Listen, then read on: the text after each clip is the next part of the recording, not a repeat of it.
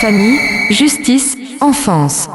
Bonjour et bienvenue dans Famille, Justice, Enfance numéro 241 sur RLP 102.3 dans le Périgord. Famille, Justice, Enfance, l'émission sur la famille occidentale contemporaine et la protection de l'enfance. Alors aujourd'hui un enregistrement car notre invité qui devait être l'intervention des mères protectrice de la Dordogne, là, le CDFF24.fr a annulé. Il a annulé en fait 2 jours avant le direct d'aujourd'hui avec cette magnifique explication. Après s'être renseigné sur votre émission, ma direction ne souhaite plus que je participe ce vendredi. Alors bon, on va dire c'était une stagiaire qui devait venir. J'ai lu sa thèse de doctorat, il y avait des choses à dire, il y a un petit peu de naïveté, mais il y avait du fond, on aurait pu en discuter. Moi je regrette que certaines organisations ne souhaitent pas parler, peut-être par inquiétude qu'on ne soit pas totalement d'accord avec elle, même si je suis tout à fait d'accord pour aider les gens et soutenir les personnes qui en ont besoin. Bon, écoutez, c'est pas grave, ils nous ont plantés, nous allons donc avoir une émission improvisée avec certains thèmes d'actualité. Ne bougez pas, c'est juste après ça. RLP. Radio libre en Périgord. Famille, justice, enfance. Dans la série Nous vivons une époque formidable, je voudrais parler d'un rendu de la Cour de cassation. Alors, la Cour de cassation de Metz, dernièrement, là, vient de définir que le droit de correction parentale n'existe pas. Alors, contexte. En avril 2024, la Chambre correctionnelle de la Cour de Metz avait prononcé la relaxe d'un père parce que ses enfants, on avait, absence de lésions constatées, absence de troubles psychodéveloppementaux, c'est-à-dire qu'en fait, ils n'avaient pas de lésions, ils allaient bien. Absence de caractère humiliant, je les avais pas humiliés non plus, mais visiblement, il y a eu ce qu'ils appellent des violences éducatives en réaction à des bêtises ou des retards dans l'exécution de certaines consignes. Le problème, c'est qu'on ne sait pas trop ce qui s'est passé. Mais vous allez voir, le défenseur des droits rappelle qu'aucune violence physique ou psychologique ne saurait être justifiée par une prétendue finalité éducative. Donc, on a déjà parlé ici, si vous voulez, vous n'avez plus le droit, officiellement et légalement, de faire des pressions sur les enfants pour les éduquer. Que ce soit moi j'ai passé un jugement où l'envoyer dans sa chambre était interdit. Ça pose un problème parce qu'en fait, il y a un transfert de l'autorité parentale qui s'effectue, vous allez voir, de la famille vers, en fait, l'État et l'institution. Et après, quand on parle avec des spécialistes, par exemple, là, j'ai l'interview d'une pédopsychiatre qui s'appelle Anne-Elia Roure, qui explique très gentiment, en fait, qu'elle est confrontée dans son cabinet et dans sa vie de tous les jours à énormément de parents qui n'ont plus du tout d'autorité sur leurs enfants et qui se reposent sur les institutions, c'est-à-dire sur l'école, sur les pompiers et sur la police, pour réguler les enfants lorsque ceux-ci pètent les plombs, se révoltent jusqu'à en devenir dangereux. Attendez, c'est du vrai, écoutez bien. Des jeunes qui étaient addicts aux jeux vidéo, au moment où le jeu vidéo s'arrêtait, pouvaient être très agressifs ou pouvaient lancer des choses, casser des objets, essayer de frapper leurs parents, etc. Et là, c'est quelque chose, moi, que j'entends tous les jours, des parents qui essayent simplement de prendre le téléphone le soir pour que l'enfant ne l'ait pas dans sa chambre, pour qu'il ait un sommeil de bonne qualité. Et l'enfant ne supporte pas cette frustration c'est comme si on lui arrachait un membre presque. Et beaucoup de parents disent « mais il est greffé à son truc ». C'est vraiment un mot qui revient beaucoup, comme si c'était une extension du corps. Et donc à partir de là, l'enfant va devenir extrêmement violent. Et il faut faire attention en faisant ça de ne pas être forcément, vous voyez, dans la cuisine où il peut y avoir un couteau à proximité, etc. Parce qu'on voit beaucoup d'enfants qui perdent complètement le contrôle d'eux-mêmes dans ces moments-là. Et ça peut être dangereux. Donc dans ces cas-là, ce qu'on recommande aux parents, c'est d'appeler les pompiers ou le SAMU s'ils sont dépassés. Voilà, vous avez demandé la police, ne quittez pas. Vous avez demandé les pompiers, ne quittez pas. Une directrice de collège dans le 13e arrondissement qui me disait, nous étions en reportage dans son établissement, elle me disait « J'ai des parents qui n'arrivent tellement pas à s'imposer par rapport au téléphone portable qui viennent me voir pour dire est-ce que vous pouvez faire en sorte que mon enfant de 12 ou 13 ans n'ait plus de portable pendant une semaine, confisquer son portable, moi j'y arrive pas, vous madame la directrice vous allez peut-être pouvoir le faire ». Qu'est-ce que ça traduit en fait ? Alors des directeurs dans cette situation, il y en a beaucoup, j'en ai rencontré beaucoup, qui en fait pour rendre un service aux parents confisquent le téléphone. Là je connais un directeur qui a confisqué le téléphone de l'enfant pendant tout l'été Ça s'est très bien passé. Et le fait que ça vienne du directeur permet aussi d'introduire une forme de loi dans la relation aussi, en disant mais voilà, c'est l'école qui a dit ça, je suis bien obligée de le faire, autrement je vais peut-être perdre ma place à l'école, je vais peut-être avoir des conséquences sérieuses. Pourquoi les parents n'arrivent plus forcément à enlever un smartphone? Parce que je crois qu'on a besoin aussi de soutenir les parents aujourd'hui. Et les parents sont plus tiraillés puisque ça a été décidé. Les parents sont enthousiastes puisque c'est la règle de l'école, donc c'est beaucoup plus facile de dire c'est la règle de l'école, tu ne peux pas l'avoir sur le trajet, tu ne peux pas l'avoir à l'école, donc j'en achète pas. C'est beaucoup plus facile. RLP. Radio libre en Périgord. Famille, justice, enfance. Dans cette émission légèrement improvisée, je voudrais vous partager une analyse d'Emmanuel Todd. Puisque nous faisons ici régulièrement de la sociologie, il faut passer par Todd, il faut écouter Todd, ne serait-ce qu'une fois. Son explication de la société par la structure familiale est fascinante et on ne peut pas aborder le sujet de la famille sans écouter au moins une fois Todd, Emmanuel Todd, dans ses analyses. L'Occident ne perd pas son combat idéologique par manque de volonté politique, il le perd parce qu'il n'a plus la structure démographique capable de produire des idéologies mobilisatrices. Dans cette analyse, je vais vous montrer comment la transformation des familles, l'épuisement éducatif et le vieillissement des populations ont rendu inévitable ce que nous appelons aujourd'hui la crise des valeurs occidentales. Pendant 30 ans, de 1989 à 2019 environ, l'Occident a vécu dans l'illusion d'une victoire idéologique définitive. La chute du mur de Berlin n'était pas seulement un événement géopolitique, c'était la validation d'un système de valeurs qui semblait naturel, universel, incontestable. La démocratie libérale, les droits de l'homme, l'économie de marché, tout cela n'était plus présenté comme une option parmi d'autres. C'était devenu la seule trajectoire rationnelle de l'histoire humaine. Mais ce triomphe reposait sur un malentendu fondamental. On croyait avoir gagné grâce à la supériorité des idées, alors qu'on avait simplement bénéficié d'une supériorité démographique temporaire. Les sociétés occidentales de l'après-guerre étaient jeunes, éduquées, dynamiques. Elles produisaient non seulement des biens et des technologies, mais aussi des récits collectifs suffisamment puissants pour mobiliser des populations entières. Cette capacité de mobilisation n'était pas le fruit de la raison pure. Elle émanait d'une structure sociale spécifique, d'un certain type de famille, d'un certain niveau d'alphabétisation, d'un certain rapport entre les générations. Aujourd'hui, cette structure s'est effondrée. Ce que nous observons en Europe, en Amérique du Nord, au Japon, ce n'est pas une crise de leadership, c'est une mutation anthropologique. Les taux de fécondité sont passés sous le seuil de renouvellement des générations depuis plusieurs décennies. En France, en Allemagne, en Italie, les femmes ont en moyenne entre 1,3 et 1,5 enfants, très loin des 2,1 nécessaires pour maintenir une population stable. Mais ce qui compte ici, ce n'est pas simplement le nombre d'enfants, c'est ce que ce chiffre révèle sur la structure mentale des sociétés. Une société qui ne se reproduit plus est une société qui a cessé de croire en son propre avenir. Elle peut encore parler de progrès, de liberté, de droits universels, mais ces mots ne mobilisent plus personne. Ils sont devenus des formules rituelles, répétées par des élites politiques et médiatiques qui elles-mêmes n'y croient plus vraiment.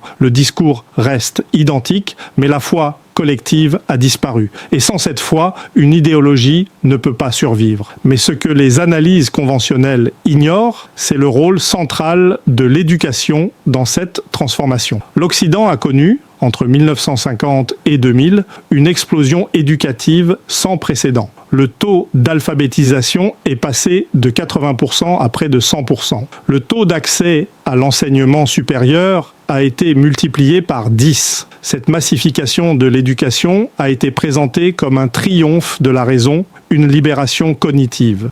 Mais en réalité, elle a produit un effet inattendu, l'épuisement idéologique. Quand une société atteint un niveau d'éducation très élevé, elle ne devient pas plus rationnelle, elle devient plus critique. Les populations suréduquées ne croient plus aux grands récits. Elles analysent déconstruisent, relativisent. Elles voient les contradictions, les hypocrisies, les écarts entre le discours officiel et la réalité vécue. Cette lucidité critique est une force dans certains domaines, la science, la technologie, l'innovation. Mais elle est une faiblesse mortelle pour la cohésion idéologique. Une idéologie, par définition, exige une certaine dose de simplification, de croyance collective, de suspension volontaire du doute. Elle ne peut pas fonctionner dans un environnement où chaque affirmation est immédiatement soumise à une critique rationnelle. Or, c'est exactement ce qui s'est passé en Occident. Les élites éduquées ont cessé de croire aux récits qu'elles continuaient pourtant à diffuser. Elle parle de démocratie tout en constatant la montée de l'abstention. Elle parle de liberté tout en observant la croissance des inégalités. Elle parle de progrès tout en vivant dans des sociétés de plus en plus polarisées, fragmentées, anxieuses. Ce qui va suivre révèle la véritable fragilité de cette situation et elle ne se limite pas au domaine des idées. Elle a des conséquences géopolitiques directes. Pendant des décennies, l'Occident a pu imposer ses normes, ses institutions, ses valeurs au reste du monde. Il le faisait non seulement par la force militaire ou économique, mais aussi par la puissance de son discours. Les élites non occidentales elles-mêmes avaient intériorisé le modèle occidental comme horizon indépassable. Elles envoyaient leurs enfants étudier à Harvard, à Oxford, à Sciences Po. Elles adoptaient les codes vestimentaires, les modes de consommation, les références culturelles de l'Occident. Mais aujourd'hui, ce mécanisme de séduction idéologique ne fonctionne plus. Pourquoi ? Parce que l'Occident lui-même ne croit plus à son propre récit. Les populations occidentales sont vieillissantes, fatiguées, repliées sur elles-mêmes. Elles ne produisent plus de grands projets collectifs. Elles ne proposent plus de vision mobilisatrice de l'avenir. Elles se contentent de gérer le déclin en ralentissant la baisse démographique par l'immigration, en maintenant artificiellement des niveaux de consommation par l'endettement, en préservant l'ordre social par la surveillance technologique. Cette gestion du déclin peut être efficace à court terme. Elle peut maintenir l'apparence de la stabilité pendant quelques décennies encore, mais elle ne peut pas restaurer la capacité de mobilisation idéologique, car cette capacité dépend de conditions structurelles que l'Occident ne peut plus réunir. Une population jeune, une foi collective en l'avenir, une cohérence entre le discours et la réalité vécue. Prenons un exemple concret. Depuis les années 2000, l'Occident a multiplié les interventions militaires au nom de la démocratie et des droits de l'homme. Afghanistan, Irak, Libye, Syrie. Dans chaque cas, le discours officiel était le même, libérer des populations opprimées, instaurer des régimes démocratiques, propager les valeurs universelles, mais dans chaque cas, le résultat a été le même. Chaos, guerre civile, montée des extrémismes. Pourquoi ? Parce que ces interventions ne reposaient sur aucune base anthropologique réelle. Elles partaient du principe que la démocratie est un système universel, applicable partout, indépendamment des structures familiales, des traditions religieuses, des niveaux d'alphabétisation. Or, ce postulat est faux. La démocratie libérale n'est pas un modèle universel, c'est le produit d'une configuration historique très spécifique. Elle a émergé en Europe occidentale et en Amérique du Nord dans des sociétés qui avaient atteint un certain niveau d'éducation, qui avaient des structures familiales nucléaires, qui avaient une tradition de pluralisme religieux. Tenter de l'exporter ailleurs sans tenir compte de ces paramètres, c'est condamner l'entreprise à l'échec. Mais l'Occident continue de le faire encore et encore parce qu'il n'a pas compris que son propre modèle n'est plus opérationnel, même chez lui. Les populations occidentales elles-mêmes ont cessé de croire à la démocratie représentative. Les taux de participation électorale s'effondrent. Les partis politiques traditionnels se vident. Les mouvements de contestation, qu'ils soient de droite ou de gauche, expriment tous la même chose. Un rejet radical des élites, un sentiment de dépossession, une perte de confiance dans les institutions. Cela nous amène à une conclusion rarement formulée, mais que les données démographiques et anthropologiques rendent inévitable. L'Occident ne peut plus gagner de bataille idéologique parce qu'il n'a plus la force démographique de soutenir ses idées. Il peut encore exercer une domination militaire ou économique. Pour combien de temps ? C'est une autre question. Mais il ne peut plus inspirer, convaincre, mobiliser. Son discours est devenu creux. ses valeurs purement rhétoriques, ses promesses incrédibles. Et face à ce vide, d'autres puissances émergent avec leurs propres récits. La Chine propose un modèle de développement autoritaire et efficace. La Russie réactive un nationalisme messianique. L'islam politique offre une vision du monde totale et cohérente. Ces récits sont-ils plus vrais, plus justes, plus rationnels que le discours occidental ? Non, mais ils ont un avantage décisif. Ils sont portés par des sociétés jeunes, dynamiques, qui croient encore en leur propre avenir. Le différentiel démographique entre l'Occident et le reste du monde s'accélère. En 1950, l'Europe et l'Amérique du Nord représentaient 30% de la population mondiale. Aujourd'hui, elle n'en représente plus que 12%. En 2050, ce chiffre tombera sous les 8%. Cette évolution n'est pas seulement quantitative, elle est qualitative. Une civilisation minoritaire, vieillissante, repliée sur elle-même, ne peut pas prétendre définir les normes universelles de l'humanité. Elle peut encore avoir de l'influence dans certains domaines, la technologie, la finance, la culture, mais elle n'a plus la légitimité démographique pour imposer son système de valeurs. Ce que nous vivons actuellement, ce n'est pas une crise passagère, c'est une bascule civilisationnelle. L'ère de la domination idéologique occidentale,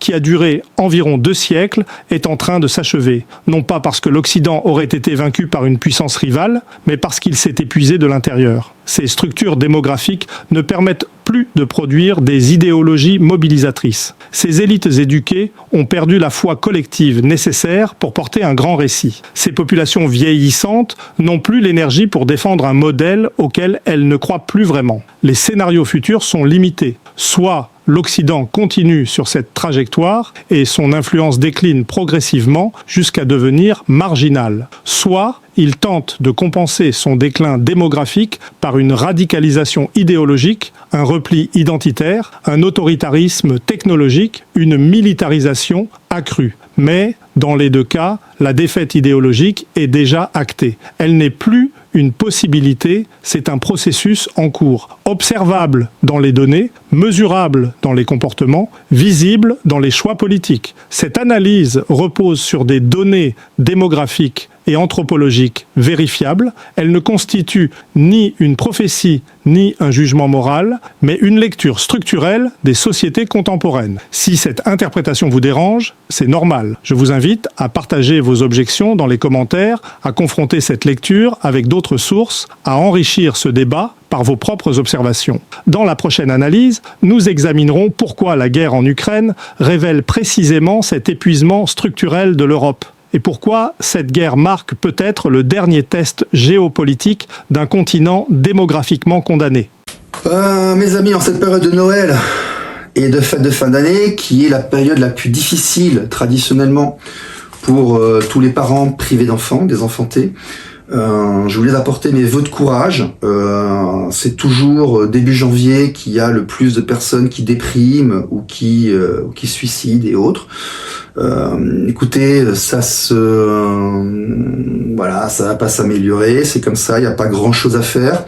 On voit que les avancées législatives, on a un discours de plus en plus paniquant envers les femmes. On met en avant des statistiques toujours pour fragiliser la société, la famille telle qu'elle est, notamment le pouvoir du parent, en commençant par celui du père. Vous savez, connaissez ma théorie, hein, on commence par détruire la position du père, après la mère est isolée et les sociaux viennent et prennent les enfants. On voit que l'État a décidé massivement que tout enfant concerné par une information préoccupante, AEMO, ASE, enfin plutôt AME, ASO, l'IP ça viendra après, va se voir attribuer un avocat. Moi j'ai vu comment ça a fait, puis j'ai vu autour de moi, là vous avez un enfant, c'est de l'éduquer et tout, puis tout d'un coup l'enfant a un avocat, c'est plus vous le référent, c'est plus vous l'éducant. Donc on est vraiment sur un phénomène de destruction de la famille. Je suis très surpris par une émission que j'ai vue sur Toxin dernièrement, qui déniait ce qu'on appelle l'aliénation parentale, sous prétexte que ce serait un psychiatre pervers pédophile qui l'aurait découvert. Alors, il n'a pas découvert, il n'a pas inventé l'aliénation parentale. L'aliénation parentale, qu'est-ce que c'est ? Ça veut dire qu'un enfant, en fait, qui est manipulé, comme dans une secte ou autre, se met à avoir des opinions de manière non rationnelle et peut se mettre à rejeter un de ses parents lorsqu'il ne le voit pas durant longtemps. Ça, c'est pas Werner qui a découvert ça. Le syndrome de Médée dans la psychologie existe depuis longtemps. Morton et d'autres, des psychologues, ont décrit le phénomène depuis longtemps. Puis sincèrement, tout parent vous dira qu'un enfant relativement en bas âge, lorsqu'on lui répète un truc tous les jours, il commence lui aussi à dire le même truc et puis à le répéter. C'est pas pour rien que nous avons tous plus ou moins une tradition politique issue de notre environnement familial. On est influencé par l'environnement familial. L'enfant est influençable, l'enfant peut être monté contre notre parent. Et je peux vous assurer, pour en connaître un certain nombre, que lorsque vous êtes un parent, que vous avez été séparé de votre enfant durant longtemps, et de voir votre enfant se mettre à vous agresser ou vous insulter pour des raisons absolument incompréhensibles, c'est une énorme douleur. Et dire que ça n'existe pas parce que une des personnes qui l'a décrite était un taré, c'est une limitation intellectuelle. De plus, moi je suis intimement convaincu que tout ça se place dans ce qu'on va appeler l'ambiance du protocole de Toronto. Protocole de Toronto, vous le trouvez sur Amazon et autres, c'est un document, on s'en fout de savoir s'il est vrai ou s'il est pas vrai, c'est un document qui a une vingtaine ou une trentaine d'années, qui, lorsqu'on le lit, en fait, décrit ce qui est en train de se passer actuellement. Si c'est un faux, moi ça me dérange pas. Par contre, ce qui m'intéresse, c'est de voir qu'il y a plusieurs dizaines d'années, les gens ont décrit exactement ce qu'on est en train de nous faire. Destruction de la famille traditionnelle. Le fait de dire que l'aliénation parentale n'existe pas, en fait, bloque et encourage, bloque l'autorité parentale, le lien parent-enfant, et encourage la séparation, la déstructuration de la famille. Donc, aller en croisade en disant c'est pas vrai que lorsqu'on sépare les parents, l'enfant se met à rejeter sans raison l'autre parent, sans raison valable, autre que par la manipulation ou parce que l'enfant s'adapte. Alors ça a été extrêmement bien décrit. L'enfant s'adapte à son environnement. L'enfant se crée, parce qu'il a besoin de ses composantes, se crée un parent imaginaire qu'il idéalise ou qu'il diabolise. Dire que ce n'est pas vrai, c'est faire le jeu des forces qui sont en train de détruire la famille dans l'Occident. Il faut réfléchir un peu à cette chose-là. C'est dommage de se laisser embrigader sous prétexte de lutte contre l'inceste. Alors, l'inceste et les féminicides, on va en parler. Les statistiques, en fait, si vous regardez, il y a 365 jours par an, nous sommes 70 millions. Si vous comparez les différentes statistiques de mortalité et autres, je suis désolé de dire que le féminicide est quelque chose de récent qui a été extrêmement mis en avant. Pour avoir quitté la France durant plus de 10 ans, quand je suis revenu, j'étais stupéfait du mauvais état des femmes et des familles de ce pays. Elles sont dans un état, elles sont complètement endommagées. Je sais pas, on a dû les pousser à essayer de faire un truc avec des animaux, c'est pas possible parce qu'elles sont vraiment. Tu t'approches d'elles, t'as l'impression qu'elles sont vraiment endommagées, alors que franchement, mon ex était asiatique. Quand j'avais pas l'impression, moi, il y avait encore cette espèce de petite innocence à l'intérieur, cette espèce de joie, cette possibilité assez facile en fait, lorsque ça se passait bien d'aller faire un petit câlin ou ce genre de choses. Le rapprochement n'était pas assimilé à quelque chose de négatif, de violent et d'animal. Moi-même, je suis de 72 là, dans les années 80, quand j'ai commencé en tant qu'adolescent à draguer les filles dans les boîtes de nuit.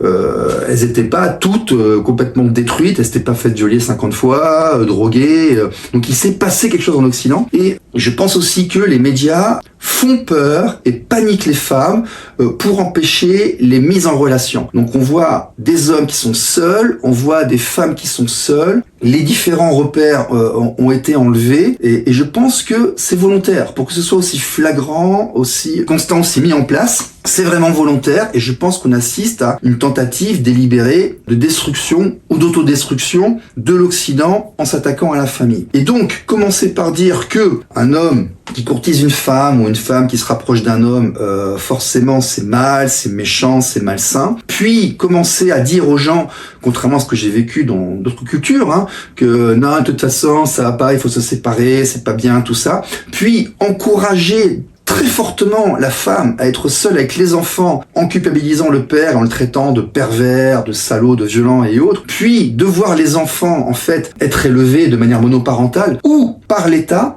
c'est une destruction. Et faire des émissions entières en disant oui mais vous savez les hommes majoritairement sont incestueux, l'aliénation parentale n'existe pas, c'est une façon d'attaquer de front la famille traditionnelle européenne Et c'est une erreur magistrale en tant que journaliste, surtout. Enfin, je suis très déçu par cette personne de Toxin là, qui a un niveau intellectuel puis qui est rentré dans ce jeu-là. Il y a Carl Zero qui, à mon avis, a raté un petit quelque chose par rapport à ça. Voilà. Enfin, moi, je peux vous assurer, pour l'avoir vécu de manière directe et indirecte de multiples fois, l'enfant, vous le voyez pas durant longtemps. L'enfant, il s'adapte à l'environnement où il est. L'enfant, c'est une vraie éponge. Il prend les ambiances de l'environnement qu'il y a et au bout d'un moment, il vous rejette. Si le parent qui est avec lui, l'environnement qui est avec lui, il se met à vous rejeter. C'est ça. Et puis, il y a un phénomène, il y a la suggestion. Nous, de manière juridique, quand on porte plainte pour torture psychologique, on porte plainte pour suggestion, c'est-à-dire emprise, manipulation et autres. Mais le terme aliénation parentale, en fait, c'est une question de vocabulaire. Et dire que ce phénomène n'existe pas sous prétexte que un taré l'a écrit dans un bouquin, à un moment donné, c'est très limitant comme pensée. Vous voyez, c'est extrêmement limitant. Bon, ceci étant dit, à vous tous là qui voyez pas vos parents ou qui ont vos problèmes, je vous souhaite de joyeuses fêtes de fin d'année, beaucoup de courage. Si jamais les événements sont contraires, écoutez, pensez un petit peu à vous. Moi, je vais encore le redire, si vous êtes jeune, travaillez une langue étrangère et envisagez très sérieusement, si vous voulez aller faire une famille, de vous déplacer dans des lieux de la planète où on peut encore faire une famille et une réussite personnelle. Moi, je pense notamment à l'Amérique du Sud, puis à certains coins qui se développent. Après, ça dépend, c'est des choix personnels. Une expatriation, ça se travaille de manière individuelle. Et puis, si vous êtes bloqué ici et tout, écoutez, pensez à vous. Faites votre part. Moi, j'essaie de faire la mienne. Comme on peut et autres. Et beaucoup de courage. Et je sais que ces périodes-là, les anniversaires, les fêtes, sont extrêmement douloureuses. Voilà. Et ceux d'entre nous qui mènent la lutte contre le mondialisme, contre la destruction de l'Occident, s'il vous plaît, ne rentrez pas dans ces caricatures et dans ces schémas en disant ouais mais regardez, les gens sont jamais condamnés et tout. C'est pas vrai. Il y a un problème des condamnations, des effets qui sont extrêmement graves. Alors, des faits graves, moi j'en vois passer, avec rééducation du sphincter par kinésithérapie et tout, des trucs de folie. On sait qu'il y a quelque chose. Nous on pense qu'il n'y a pas de condamnation pour éviter de faire des jurisprudences. Les jurisprudences, en fait, vous savez ce que c'est, les jurisprudences, on s'appuie dessus pour condamner les gens. Et vu qu'il y a beaucoup de gens au niveau qui font des saloperies, on essaie d'éviter qu'il y ait des jurisprudences. Par contre, en même temps, celui qui va se plaindre, celui ou celle qui va se plaindre au tribunal, en fait, passe pour un emmerdeur. Il veut le faire travailler, donc lui, il se fait laminer. Donc c'est pour ça qu'on voit aussi les gens qui vont se plaindre au tribunal, en fait, qui se retrouvent avec le système qui est contre eux. Moi, je prends toujours l'exemple, ma fille s'est faite agresser à l'école, j'ai porté plainte contre l'école. Les voisins, les voisines qui ont eu le problème, ils ont déménagé sans rien dire, ils ont encore leurs gosses. Vous voyez, ceux qui vont se plaindre, en fait, se font décalquer. Et lorsqu'il y a une présomption, pour cacher le fait qu'on ne condamne pas les gros problèmes, lorsqu'il y a une présomption, par contre, on va faire des interruptions de parentalité, des suspicions et des interruptions d'autorité parentale durant 3, 4, 5 ans, et après les enfants, on les a perdus, alors qu'il suffit, par simple méchanceté, d'accuser quelqu'un. Et tout ça, c'est un mécanisme de destruction de la famille en Occident, qu'on trouve pas forcément ailleurs. Moi, je peux vous dire que, là où j'ai vécu auparavant, un enfant qui se fait agresser à l'école, c'est pas 1 mois et demi pour que les flics aillent voir, et c'est pas 4 ans d'enquête. Les enfants, on y fait attention. Une suspicion d'inceste et autres, c'est pas 3 à 4 ans. Quelqu'un qui va se plaindre en disant je vais me faire protéger, c'est pas les sociaux qui viennent pour leur piquer les gosses. Plusieurs centaines de milliers d'enfants placés. 11, 13, 12 milliards d'euros, on sait plus combien il y en a. Là, 70 000 avocats qui viennent d'avoir 300 000 clients d'un coup. Des gens derrière chaque personne pour judiciariser. C'est absolument hallucinant. Protégez-vous par rapport à ça. Essayez de gérer vos problèmes en tant qu'adulte sans rentrer dans cette broyeuse qui vous piquera tout votre pognon et tout ce que vous avez, tout votre boulot. Et si c'est déjà le cas, écoutez, pensez à vous, tant pis, quand on peut pas, à l'impossible, nul n'est tenu. Et voilà. Et joyeux Noël quand même, et à bientôt. Voilà, vous avez demandé la police, ne quittez pas. Vous avez demandé les pompiers, ne quittez pas.